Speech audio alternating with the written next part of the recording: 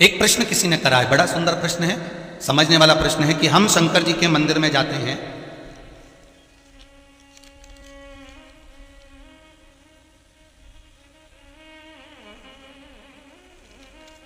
हम शिव जी के मंदिर में जाते हैं तो वहां शंकर जी का श्रृंगार हो गया होता है,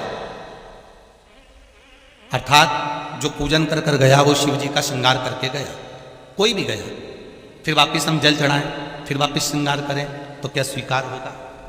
एक सहज वाली बात है, बहुत सुंदर प्रश्न है। इसका उत्तर भी बड़ा सरल है कि आपके पहले कोई पूजन करने आया पशुपति व्रत का या सोमवार का या मंगलवार का या बुधवार का, जो भी पूजन करने आया उसने पूजन करा, श्रृंगार करा, इसके बाद में आप पहुंच गए, आपने भी लोटा भर के पानी चढ़ा दिया, तो क्या भगवान स्वीकार करेगा?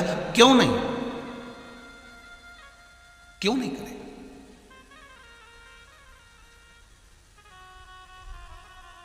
एक पिता के 5 पुत्र हैं, बहुत सरल भाषा में समझना इस प्रश्न का उत्तर। एक पिता के 5 पुत्र हैं,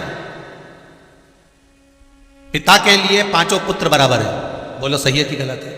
माता के लिए, पिता के लिए ये 5 पुत्र बराबर के हैं महाराज, इनके पास में कपट वाला भाव नहीं है। बड़ा बेटा आया, उसने कहा पिताजी 50 रुपए देना मुझे, पिताजी ने उसको 50 रुपए दिया।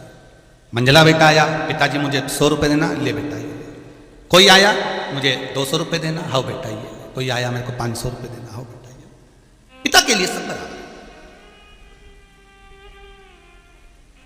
अब एक बेटा आया, उसने पांव दबाया, एक बेटा आया उसने हाथ दबाया, एक बेटा आया उसने धोख लगाई, एक बेटा आया पीठ की मालिश कर कर चले गया, एक बेटा आया थोड़ा सा पिताजी को पानी पिलाकर चले गया।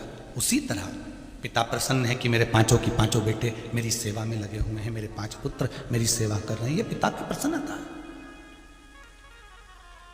ये पिता की प्रसन्नता है। उसी तरह भगवान की हम सब औलाद हैं, भगवान की हम सब संतान हैं।